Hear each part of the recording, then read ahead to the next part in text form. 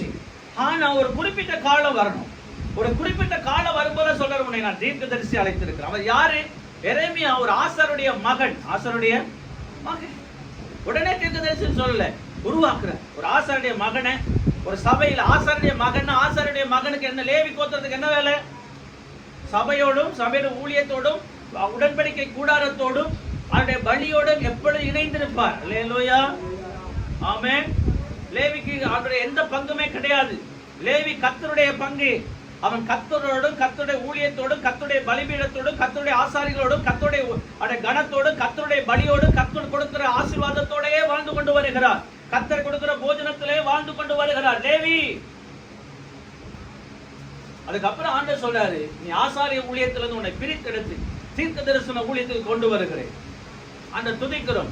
எல்லா ஊழியங்களும் பயிற்றுவிக்கப்பட்டு தான் வெளியே வருகிறது. அல்லேலூயா.